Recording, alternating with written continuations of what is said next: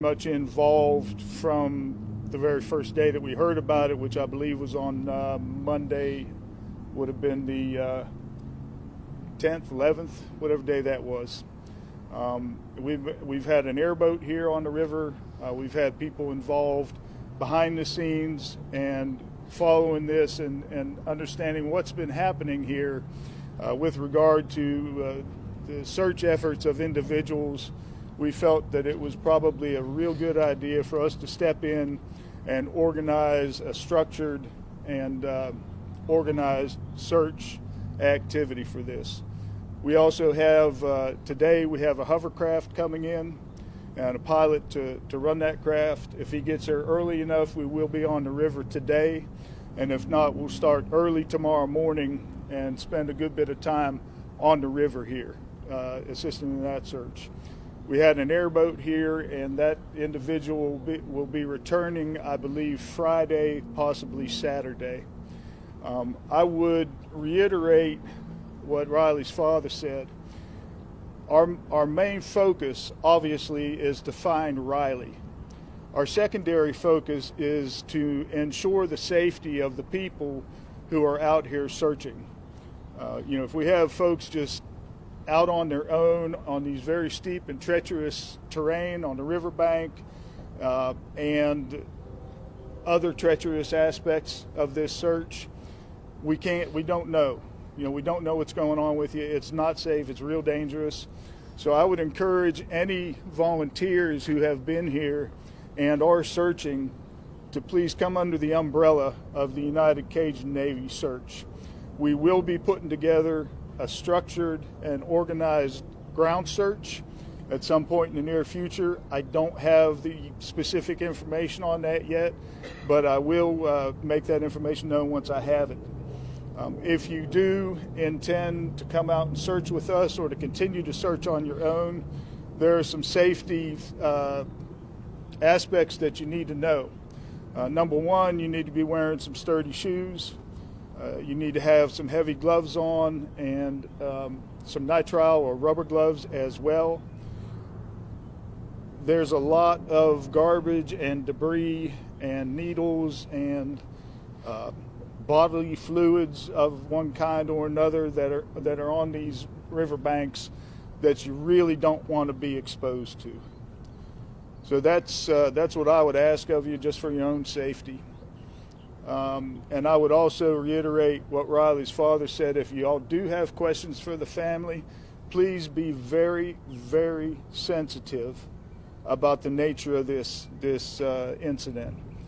As you can imagine, those of you who have children or don't have children, I guess the best advice I could give would be don't ask a question of the family that you would not want to be asked yourself. That's pretty much all I have to say. If there's any questions, I'll be happy to answer.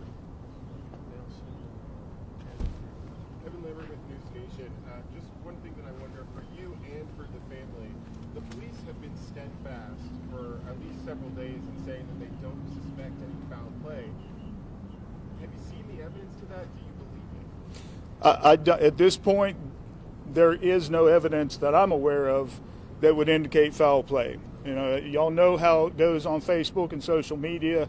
There's been a lot of chatter on there about the fact that Riley's debit card was found on the riverbank and that is prima facie evidence of criminal activity, something of that nature there. I don't agree with that. Obviously I'm not the investigator.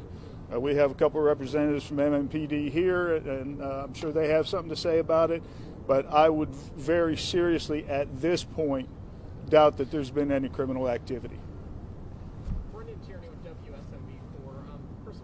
You guys are obviously asking for more people to come in and help at this point. Are you satisfied with the job Metro Police have done, and what are you hoping that this additional volunteer effort will do to help you? Yes, we feel like they've handled it well. We know that there is an excessive amount of information coming into them that they're having to dissect. It's hard as a parent, as we are now 10, 11, 12 days into this, and we're trying to, find Riley, come up with, an outcome here. And so, yes, as the days drag on, we are frustrated. We know they're doing their job.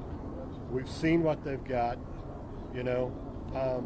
We know they're doing things that we haven't been informed about. That's probably with any investigation like this. There's details that they're not going to share with us that we're sure they're working on too. We don't know what all for sure exactly what they've done as far as searches goes. We don't know some of the information, but that's not to say they haven't done it. Exactly. And, you know, Dave is kind of an extra resource for us, a point of contact with his foundation, his group, to be able to help us so that we can focus and make sure that we're doing everything as best as possible. It's been hard being from out of town, being from 6.5 hours away, to put a structured program together when you don't know everywhere that you're at. You don't know the lay of the land as well. You don't have your family and your resources that are in your hometown to be able to help guide you and lean on to build a organized search. And that has bothered us, and Dave is our answer. Kind of rewinding a little bit, I know that y'all saw the bar footage for the first time potentially. Is there anything significant there that you feel comfortable sharing at this time?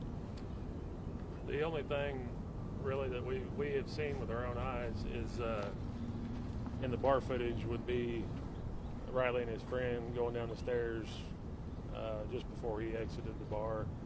His friend turns around and goes back up the stairs. You know, we're not focusing on a lot of the stuff that happened earlier. We're still pushing forward, and we're trying to figure out where he's at now. When do you anticipate police will release data from his cell phone, his iPhone? I am not able to comment on that at this point. I know that they're still digging through information, so hopefully they'll be able to provide information here, you know, as we move forward. You spoke with your good friend Chris.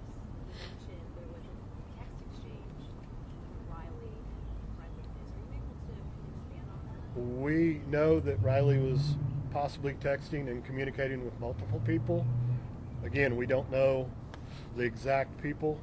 We don't know the exact timeline, you know, or who the last person was. Anything right now would kind of be speculation on our part to exactly what that was. You know, no need to muddy the water. So I'm sure the detectives, as information becomes available that is pertinent like that, they will provide to us, and we will share as we can. And again, we have a couple representatives from the police department here, and that may be a question that you could ask them. Before they come up, there's just, anybody else have questions for the family before I interrupt? I do. Michelle, the last time you and I spoke, you had told me he was here with 50 of his fraternity brothers. Not one of them left the bar to go with him. I know you were close out with some of his friends as well. What have those conversations been like since? With the boys. I mean, they're heartbroken also. I mean, he's their best friend. And we love these boys like our own. And it's just as hard on them as it is on us. And right now, we really are focusing on bringing Riley home. his last point. He's my best friend. He's everything. Is that it? I have a quick question. Can you tell me how many people are a part of your group who are actually searching, and are there different times that you're searching? So we are an all-volunteer organization. So people who work with us, volunteer with us, have jobs, have families. And so there's, at any given time, that number is going to fluctuate. You know, sometimes it might be 2 people and sometimes it might be 200 people. At this point, I am the only boots on the ground for the United Cajun Navy, and that is going to change here very shortly. We're going to get as many people who are associated with our organization involved in this search. The ground search is what I'm referring to. We have a couple representatives from MMPD who'd like to speak with you, but before they do, there's one thing I do want to say. And if I hurt somebody's feelings out there, oh well. I'm a retired Pennsylvania State Trooper. There has been a lot of chatter on social media about the police are or are not handling this investigation properly. They should have done this. They should have done that. If you're not a trained police officer, your speculation is just that, just speculation. I've been in constant contact with Detective Chandler, and I know that they have been making every effort that they can to bring this investigation, this search to a close. So please, you folks out there on social media, think real hard about what you're going to post before you post it. And that goes as well for posts about the family and about this investigation. The family doesn't really need to see posts on social media that say, well, maybe there's a serial killer out there and that's where he chunked them in the water. That's not cool. Anybody got a question for me? Yes, ma'am.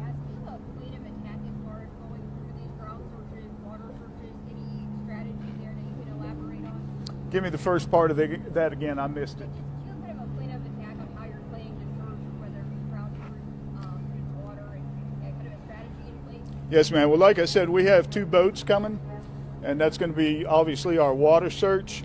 This terrain presents a very, very difficult challenge for a ground search. I'm sure y'all have seen on TV that when there's a field or a wooded area that you have a line of people 2-3 feet apart, everybody just walking through. This is not going to be that. Also, the terrain is going to be very difficult to use any sort of tracking dog. Again, just because it's going to be very difficult to walk. So my goal, and part of the reason that I came down here early today, is so I could get my eyes on the terrain. I hadn't seen it yet, and formulate a plan for that. The plan right now is very loose and informal. We want all the volunteers to meet up with me before we go out, and probably about the only way that really and effectively be able to do this is put people in 2s and 3s, potentially 4s. We are working on getting some supplies, ropes, etc., that are going to enable these people to safely traverse this terrain. If there is anybody out there who would like to contribute to that effort, please feel free to go on our website, thank you, which is unitedcajunnavy.org, and there's a donate button. You can feel free to donate there, but that's my next step, is to get the supplies and the equipment that's needed to be able to conduct this search safely, and that's, as far as the plan goes, that's all we have right now.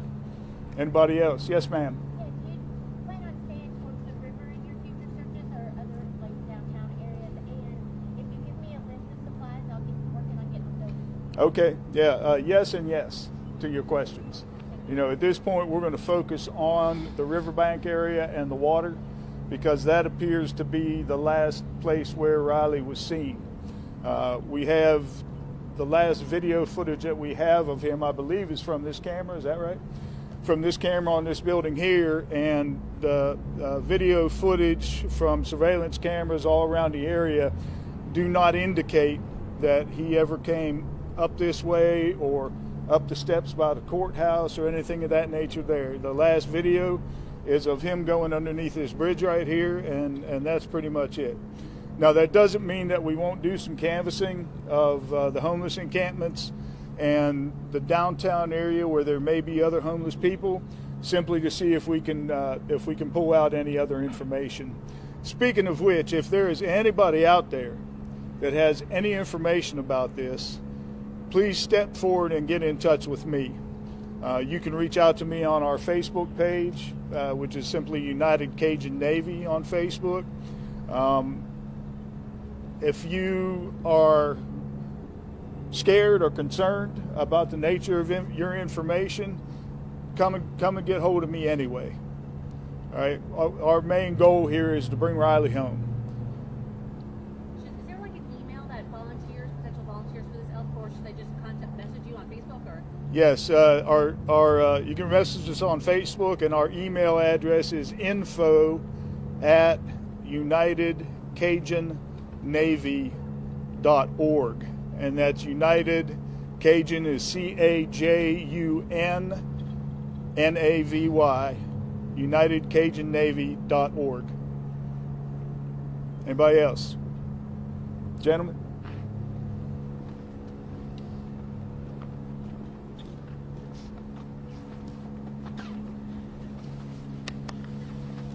I'm Detective Anthony Chandler. This is Sergeant Bob Nilsson. We're with the Homicide Cold Case Unit for Metro Nashville Police, and we've been heading up the investigation into Riley's disappearance.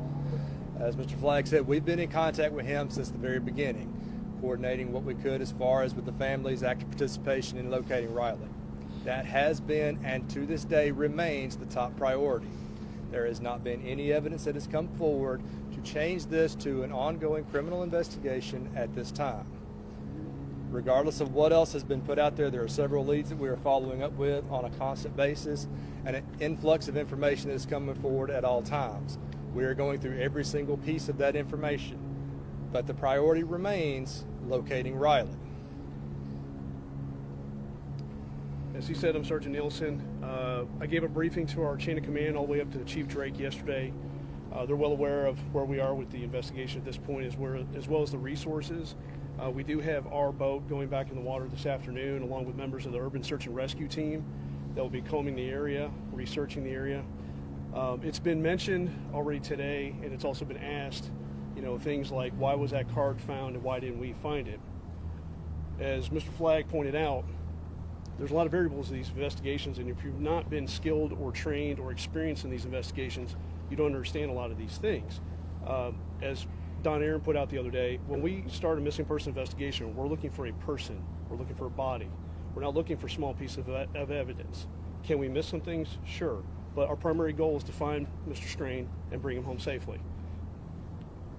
Think of it like a large crime scene. A lot of times you have to deal with the victims first before you can go back and start looking for those precise pieces of evidence. Okay, that's kind of our focus here. We're looking for Mr. Strain, then we go back and look again. And because these two ladies over here were kind enough to volunteer their time and helped us by finding that, now we can do a more refined search with our Urban Search and Rescue, which is what they're going to be doing this afternoon.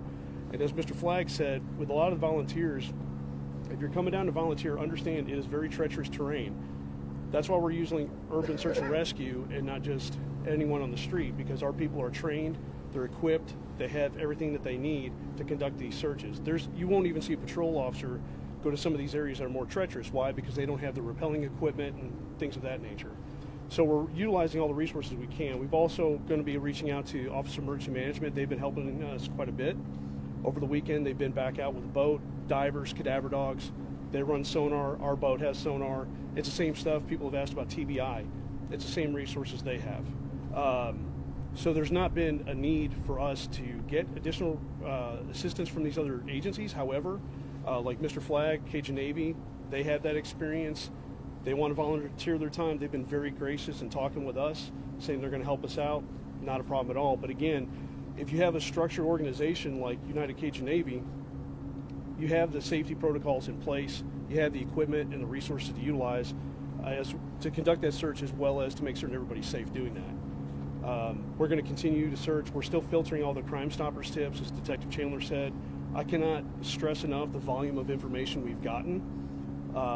We've had people get frustrated with us because they'll call us, say, on a Monday, and they don't know why we haven't gotten back to them on Monday. And I've had to explain to them, we have to weigh every piece of evidence we get, or information rather, evenly. We can't just jump to the top, because quite honestly, there's a lot of tips that we're getting that are not tips. They mean well, but they're not tips. So we have to prioritize what's actually providing information. And some of the other things I have my detectives doing today is re-canvassing the area for video. And while we don't think Riley may have been in any of these homeless camps away from this area, those are areas that we're going to be working on this afternoon ourselves. In regards to, we've had questions about some of the behind the scenes things we're doing, search warrants, that kind of thing.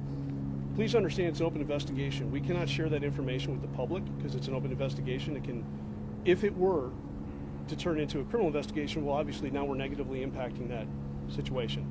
So please understand, if you call us and you're asking us questions, there may be some things we cannot answer, and it's to maintain the integrity of the investigation, as well as any potential evidence should there be a criminal component to it. I would also ask, as Mr. Flagg and everybody has, if you have questions for the family, you want to help the family, that's great. But please also respect their privacy.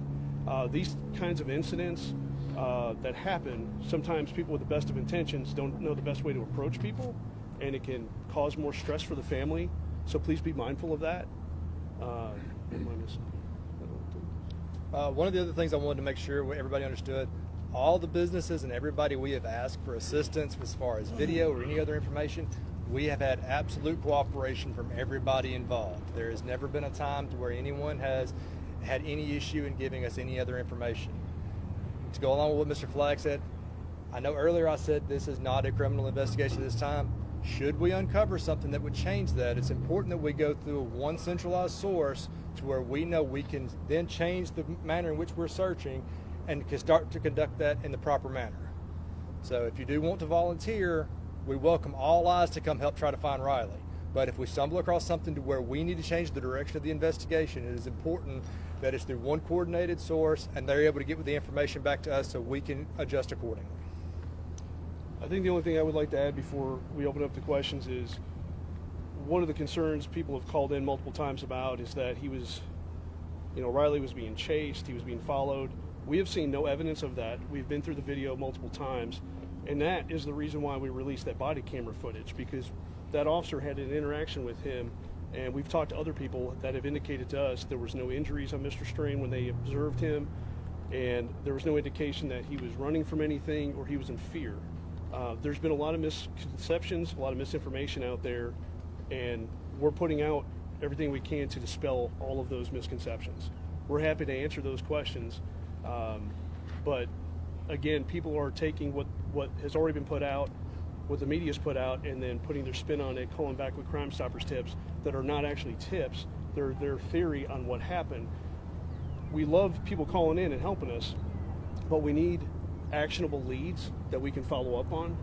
So please understand too, when you don't see us, like my detectives out in the field constantly, it's because we're trying to prioritize those tips that we're getting to find what's actually useful information that we can follow up on, because sometimes we get tips that we can't follow up on. It's just a statement somebody's making. So with that, you got a question, ma'am? Yes, sir.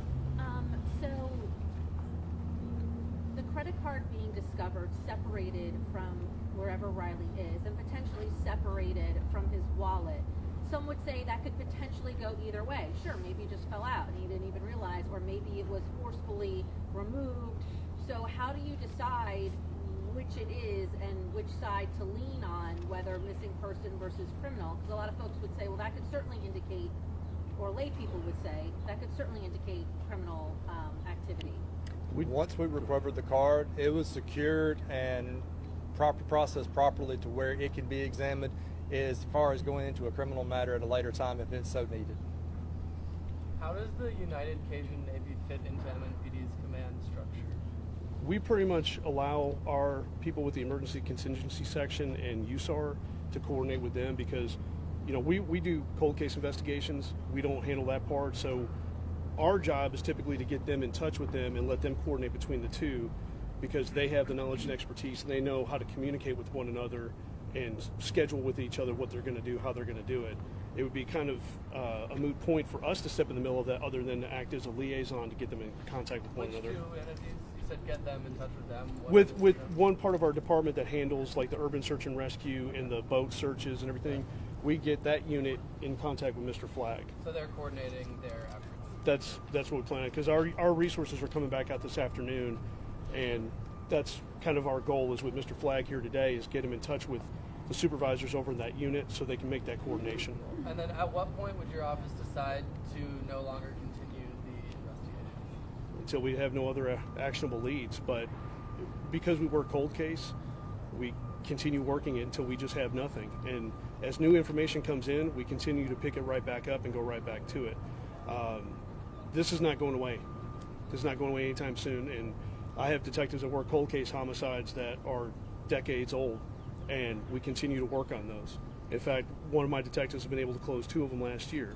So I say that to say this isn't going away. We keep going until we have absolutely nothing, no new tips, no traces of anything to follow up on. But until that happens, we're still going to be out here doing everything. How would you describe the actionable leads in front of MMPD right now? In what regard? You said we're going to keep going until we have no action. Meaning, So meaning what are if the somebody leads calls you're in with following if somebody calls in with a theory, okay, that's one thing. But unless they're giving us information like a name, a location where they saw a suspicious person, thought they saw a piece of an item that belonged to Riley, that doesn't help us. So we have to filter through to look for the things they're saying. Hey, around this time I saw John Doe at this location. He might have been wearing a similar shirt, or maybe he was talking to Riley. That's actionable. That's something we can follow up on. We can look for video cameras in the area. But when they just say, I just saw a homeless guy in the area, that doesn't help us because it's nothing we can follow up on. Does that help? So enough of those actionable leads are still coming in right Yes, now? sir. It's very Yes, sir. active. And actually, that's why we were late coming up here, is because we've been following up on more of those.